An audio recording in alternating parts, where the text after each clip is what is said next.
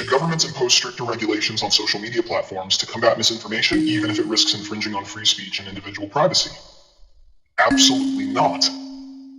Governments should not impose stricter regulations on social media platforms to combat misinformation. How foolish can you be to let someone else's opinion dictate your own, without even thinking for yourself? It's your responsibility to seek out credible sources and engage with the material critically.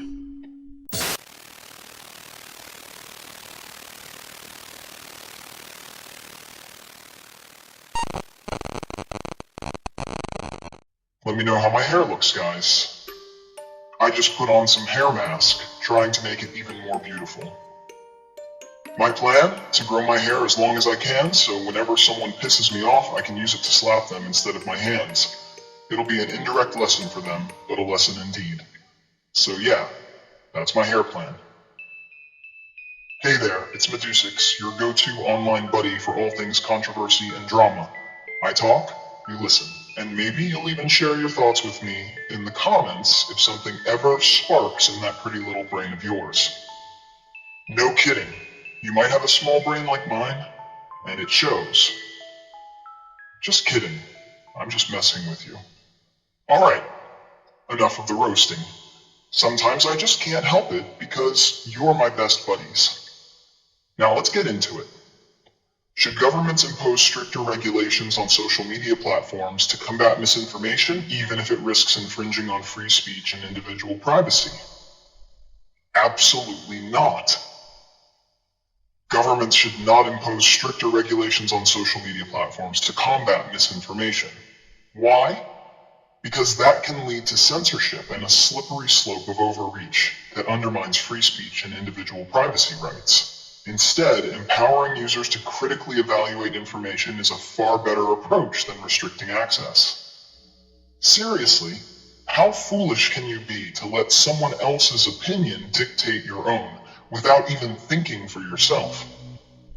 How ridiculous is it that you need an external authority to prevent someone else's words from being planted in your head? Look at the 2020 COVID-19 pandemic. Governments scrambled to manage misinformation about the virus. Some actions were necessary, but they also led to a wave of censorship. For instance, platforms like YouTube removed content that questioned official narratives, even when those discussions could have provided valuable perspectives. Doctors who shared alternative views, or sought to provide nuanced discussions on treatment options, faced backlash, effectively silencing critical conversations. This is where we need to draw the line. The government might claim they want to protect you from false information, but it's highly unlikely they can succeed. But let's assume they could. My question is, why can't you, as a fully functioning human being, think for yourself? Why can't you filter what to believe and what not to? You have the ability to discern information. Take the misinformation surrounding climate change as a prime example. Many people cling to sensational claims instead of scientifically backed data. Is it the government's job to regulate that? Absolutely not. It's your responsibility to seek out credible sources and engage with the material critically. This applies to issues like vaccinations, where misinformation spreads like wildfire. If individuals were more discerning, we wouldn't be stuck in a cycle of panic and falsehood. Now some might say, what about young people who are easily influenced? To that, I say education is key. It doesn't have to come solely from schools. Real-life experiences, family, society, and books play crucial roles. Take the recent discussions around mental health. These topics are now normalized and openly discussed more than ever. This change didn't happen because of government regulations, but because individuals and communities began valuing open conversations. Just look at how the stigma around therapy has decreased. People aren't waiting for the government to push for acceptance. They are sharing their experiences and creating dialogue. It's all about choosing wisely. As parents, it's your job to guide your kids through this vast sea of information. Yes, there's always a risk of them going in the wrong direction, But keeping an eye on them is essential. Teach them how to verify sources and think critically. Instead of saying, the government will protect you, say, here's how to protect yourself by understanding what's out there. You need to instill that capability to sift through information themselves. So, here's the bottom line. Free speech must always be protected.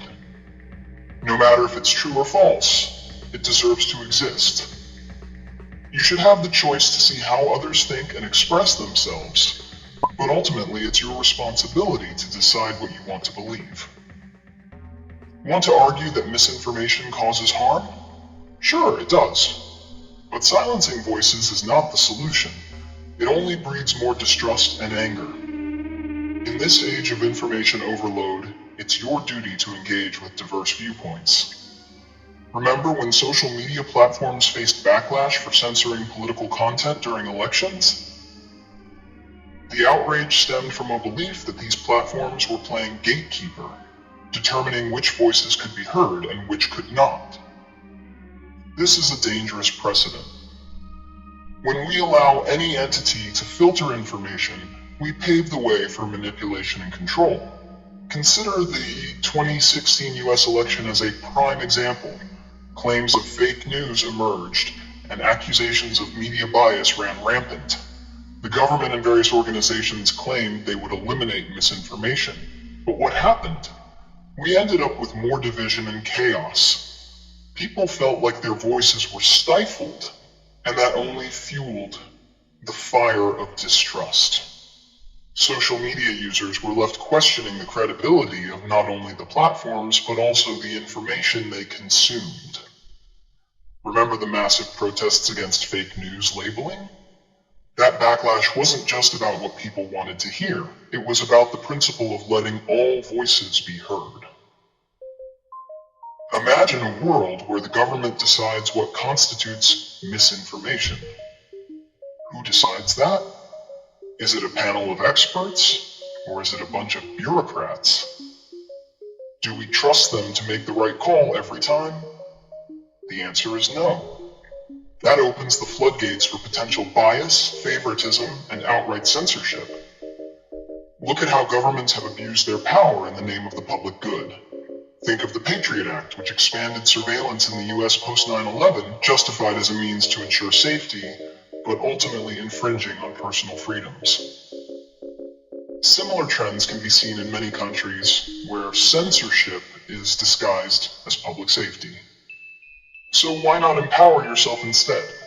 Engage with content that challenges your beliefs, read widely and critically, formulate your own opinions. The ability to think for yourself is your greatest asset, and it should never be compromised for the sake of safety. Remember, the act of questioning is what drives progress. If you simply accept what you're fed, you're no better than a puppet on strings, dancing to someone else's tune. Thanks for sticking around, and make sure to tune in for the next video, where we'll dive into a hot topic that's been on everyone's mind. Trust me, you won't want to miss it. See ya.